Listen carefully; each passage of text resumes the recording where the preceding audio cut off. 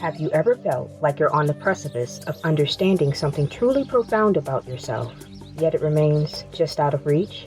That's where Jeffrey Brunk comes in, a shamanic healer, Usui Reiki master, and spiritual counselor who will share his wisdom and understanding of the delicate balance of light and shadow. Explore the unseen realms with Jeffrey as your guide, one who has traversed these paths, facing his own wounds to emerge as an everyday shaman.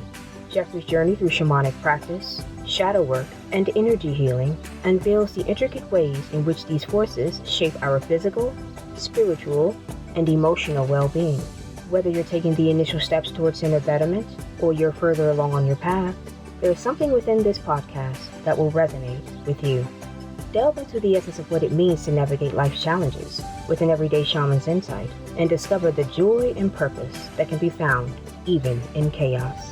Join the Everyday Shaman in an extraordinary journey in which we will explore topics that could very well change the way you perceive the dance of light and shadow in your life and the world around you.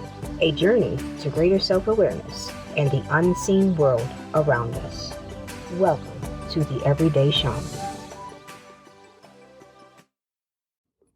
Hello again, everyone, and welcome back to another episode of the Everyday Shaman. I'm your host, Jeffrey Brunk, and it's good to be back. I've been away a little longer than expected, and I do apologize, but life does happen, right? So just want to say I pretty much only go on to social media anymore to post the Everyday Shaman podcast and reply to those who message me. For the most part, I see the thumbs up emoji on some of the posts. Sometimes I'll get the heart emoji, which is nice, and I appreciate those responses to an episode. Truly do appreciate. However, I've also received the angry face emoji and the belly laugh or the laughing emoji in response to some of the episodes that have been released and posted online.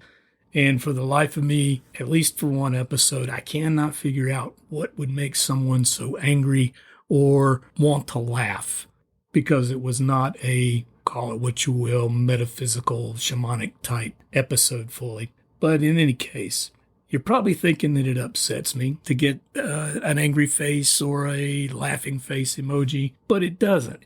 It doesn't, not in the least. Nah, it's actually quite the opposite. When I see that someone has left one of those angry faces or laughing faces, I kind of have a sense of satisfaction knowing that, one, the individual who left that emoji listened to the podcast, which is my entire reason for doing the podcast, so I call that a win. And two, something that was said within the episode, either by me or the guest or both of us, didn't sit well with that particular individual. That right there is the core reason that I do this podcast, to reach people on a deep level that brings about those emotions they really don't like feeling. You see, because if something doesn't sit well, then there's a collision of one's perceived truth or their beliefs, and then genuine truth or one's authenticity and inner knowing. And that collision causes sort of like the Big Bang, boom. There's an awakening there or there's a total shutdown, but at least there's the collision and it causes thought. For me, that's also a win.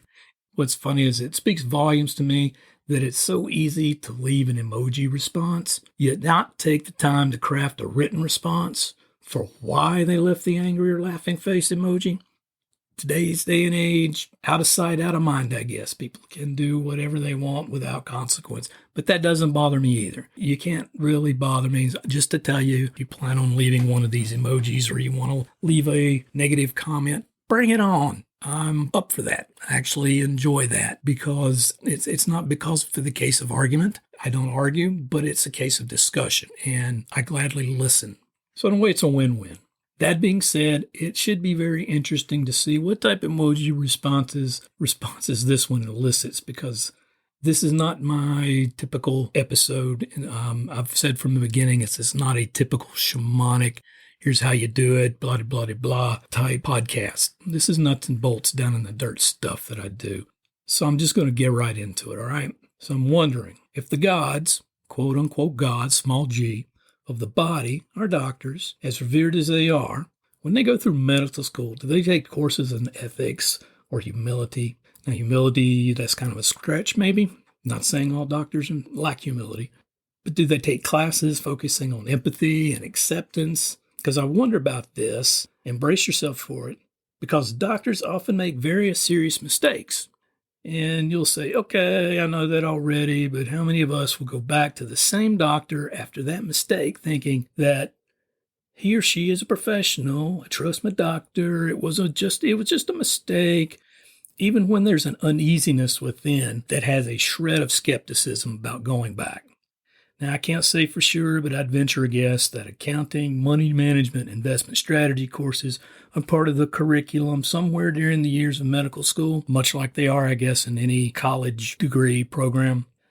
But I'm very curious to know because, people revere their gods and their doctors. So the more money they make, the more education they have, the more they are just blindly followed and listened to. So suppose you go to an ASE certified mechanic. And it takes a lot of work and time and money to become an ASE certified mechanic. But you go for basic service on your car. So now ASE certified mechanics are the quote-unquote gods or the doctors of the automotive world. They make a considerable sum of money, probably comparable to a lot of medical doctors, maybe even more. But if the mechanic god comes to you and says, you were a little low on your oil, but unfortunately we were out of STP, Quaker State, whatever it is. So we just topped you off with a couple quarts extra virgin olive oil. But you don't question it. So who's at fault when your car breaks down? Because the olive oil is a little too thin in viscosity to go through the crankshaft in the system and lubricate the unseen parts within the vehicle that keep the car running smoothly. Or the mechanic says, you know what? I would recommend you put a different kind of fuel in your car to get better fuel mileage, like a high-octane urine. So you piss in your tank later that week, and for some odd reason, the vehicle rejects the urine and refuses to run. I'd like to say that the owner of the vehicle would think, I didn't think this would work. I'm more prone to believe that the owner would question himself or herself and think, oh no, I must have used a regular unleaded urine, not a premium. So who's at fault for the vehicle's refusal to run? Who's at fault when a doctor prescribes a procedure or a medication that causes the human vehicle to shut down, possibly permanently? Do you fault the doctor?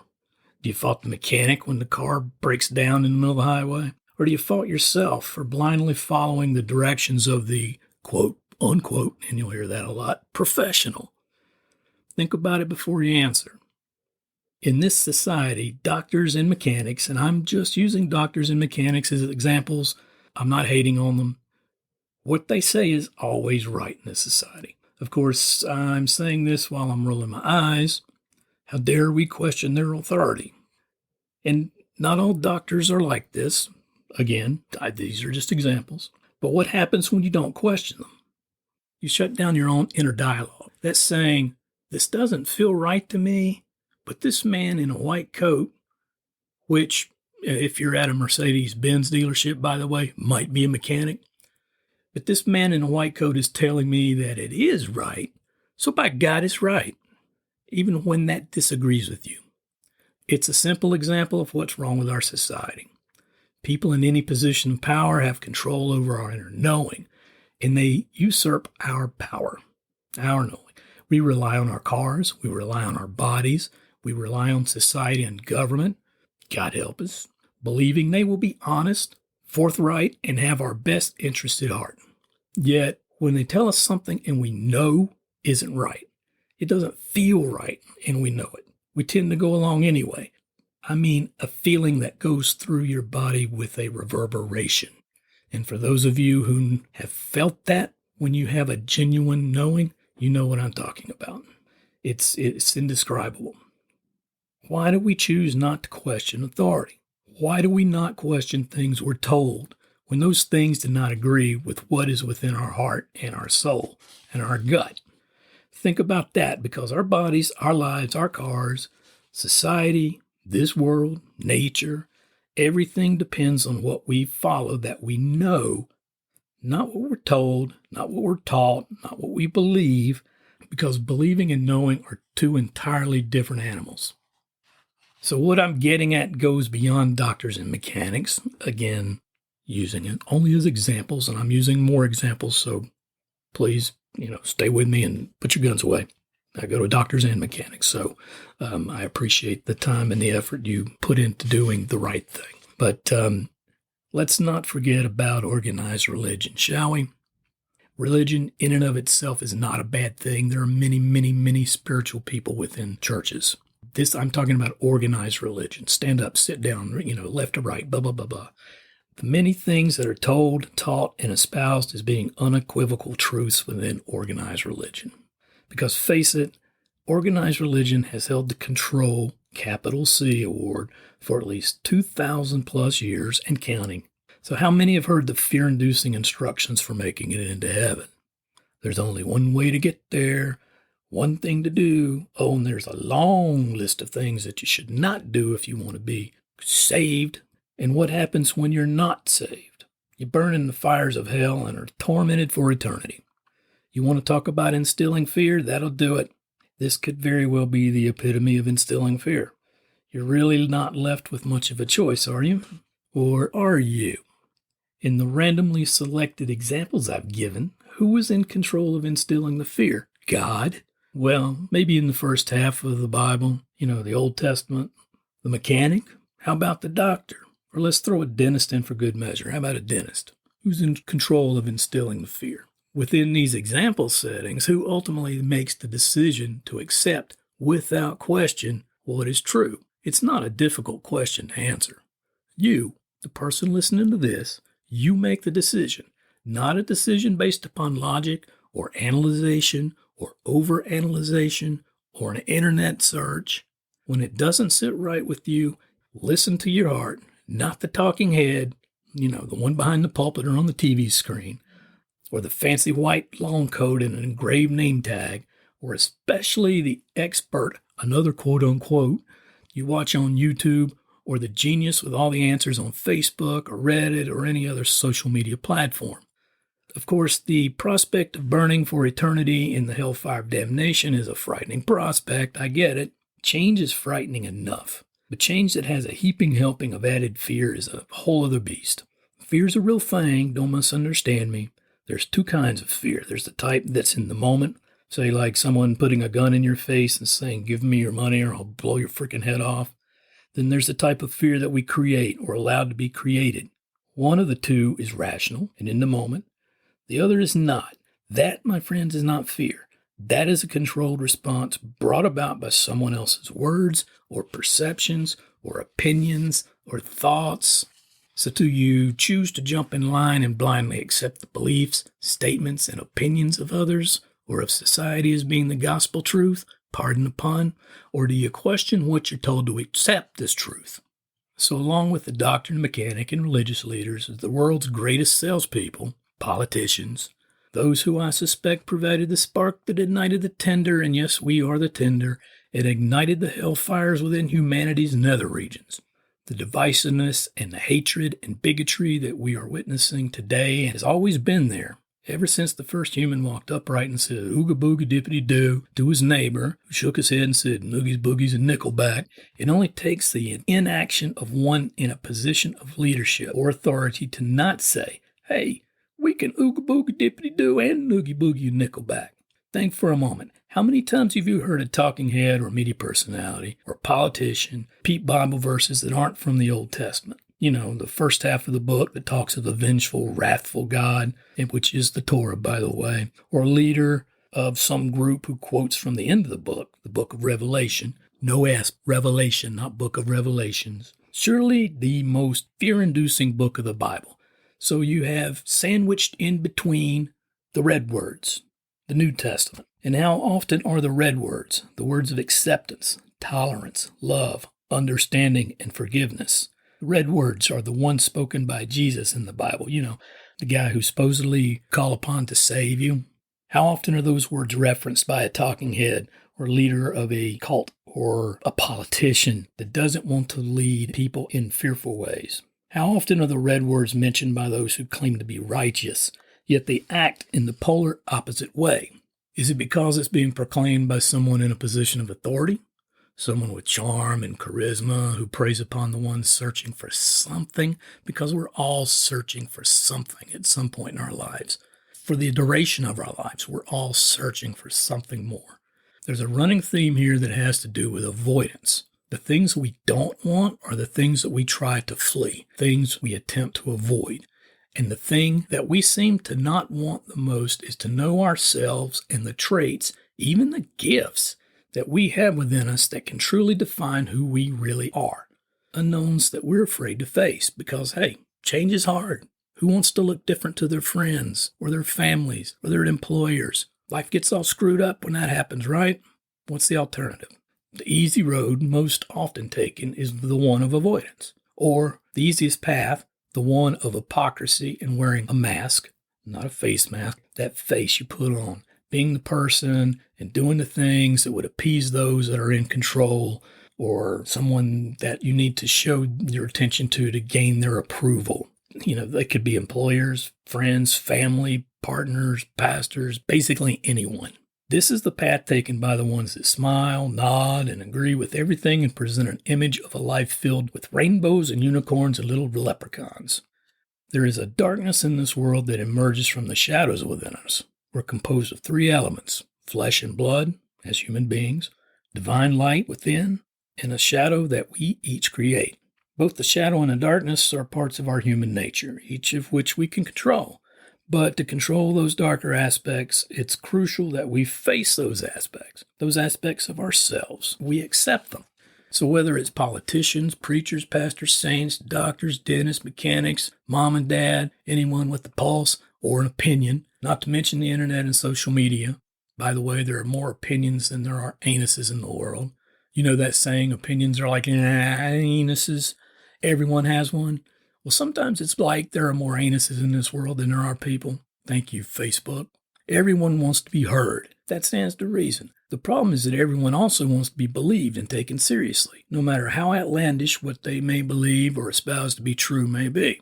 However, everyone is unique and different. So whether it pertains to their talents, personalities, or what they can offer to others in the world, everyone is unique and has something to offer. But that is often stifled, stuffed down inside. It's the ones that don't agree with them, these people that have these talents and traits, that scoff at those talents and abilities, or thoughts and inner knowings, that ostracize and quell the emergence of another's authenticity, that can cause a breakdown and divisiveness within society and within others individually. And who is in control and who is at fault when we become ill, be it mentally or physically, because we're not being our authentic selves or following our paths by not accepting truths that we know are truths. We know not to put olive oil in a car's engine. Well, most everyone knows that. I'm fairly sure that there are probably people out there that would put olive oil on their engine if they saw it on YouTube. Thank you, YouTube. We can so easily be offended personally. But think for a moment and try to answer the question, well, why? Why do we allow that to happen? It's a choice to be offended, isn't it? At the very least, it's a choice in how we react if we're offended. Wouldn't you agree? Sometimes doing or saying nothing during these times is far more powerful than saying anything or reacting. It's difficult, no doubt about that. It takes mindfulness to a certain degree and a decent relationship with oneself to not react or speak, knowing that an argument might ensue. Arguing with people nowadays is like spitting into a hurricane. No one gets away without a face full of phlegm. Think about this very carefully. Who's truly at fault for many of the not-so-pleasant things that happen to us? Is it possible that the consequences of our own thoughts, words, and actions, both positive and negative, are very often self-imposed? I don't mean to suggest that an event such as being a victim of an accident is always a consequence, although it's certainly possible. So let's go a little deeper. I mean this in a way that refers to things that we know about ourselves, certainties. It's called intuition and gut feelings for good reason. And as you men know, women's intuition is something you don't trifle with. There are signs that are given to us. They may come to us in subtle ways, and they may present themselves in ways that cause us to stop and think and smack us across the face until we have to listen. Unfortunately, many simply brush the signs away and attribute them to being nothing more than coincidences. But there are no coincidences, my friends. There are synchronicities, which is a topic for another time. The takeaway here is that when we choose to dismiss those signs, or we choose to not listen to that inner knowing we have, that intuition, that gut feeling, It can be devastating to us as an individual in many ways. But when you do listen and you're given a truth, you can literally feel it. Like I said before, you feel it. It resonates with you. So again, who is at fault when we choose to not listen to or reject a personal inner truth? Do you fault the one saying or doing the things that are harmful or potentially harmful, or the one that chooses to do those things?